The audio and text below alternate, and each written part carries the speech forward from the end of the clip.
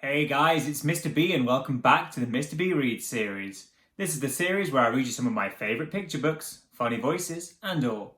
Today we're going to be reading a story all about the neglected side of life. That's right, we're going to be reading a story all about poo. We're going to be reading the story of the little mole who knew it was none of his business. So, let's get started, shall we? The Story of the Little Mole Who Knew It Was None of His Business by Werner, Holzwarth and Erlbruch. One day, the little mole poked his head out from his underground house to see whether the sun had already risen. And then it happened. It looked like a little sausage. And the worst thing was that it landed right on his head. How mean! Cried the little mole. Who has done this on my head? But he was too short-sighted that he couldn't see anyone around. Did you do this on my head? He asked the dove who was flying past. Me? No, how could I? I do it like this, she answered. And splish-plish, a moist white blob landed on the ground right next to the little mole. His leg was splashed with white. Did you do this on my head? He asked the horse who was grazing in the pasture. Me? No, how could I? I do it like this. And thump, plump, 5 big fat horsey apples plopped down within a hair's breadth of the mole. He was very impressed. Did you do this on my head?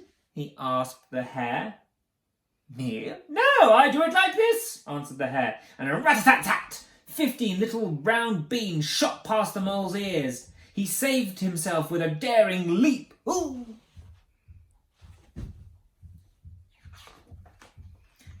Did you do this on my head? He asked the goat, who had been dreaming a little. Me? Oh no, how could I? I do mine like this, she replied. And plippity-plop, a pile of toffee-coloured little balls tumbled on the grass. The little mole found them almost appealing.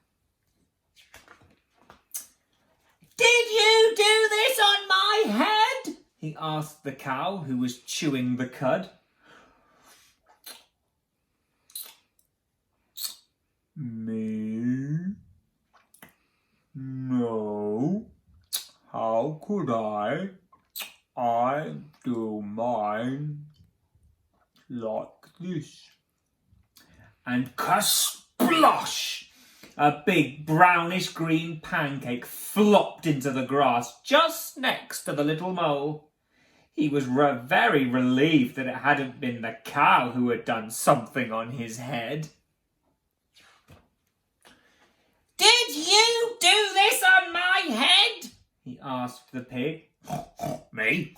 No, how could I? I do it like this. Replied the pig. And plop, splat, a little soft brown pile fell on the grass. The mole held his nose. Did you do this on my... He was going to ask again, but as he came closer, he saw only 2 big, fat, black flies, and they were eating. At last, somebody who will be able to help me, thought the mole. Who did this on my head? He asked excitedly. Keep nice and still, buzzed the flies. There was a short pause, and then it's clear to us it was the dog. Finally, the little mole knew who had done the business on his head. Basil, the butcher's dog. Quick as a flash, he climbed onto Basil's kennel and bling! A tiny black sausage landed right on the top of the dog's head. Satisfied at last, the little mole disappeared happily into his hole underground. The end. Hi guys, thank you for listening to my rendition of the story of the little mole who knew it was none of his business. Please support the official release, and if this book has taught us anything, it's that we should always clean up after our dogs. Take care.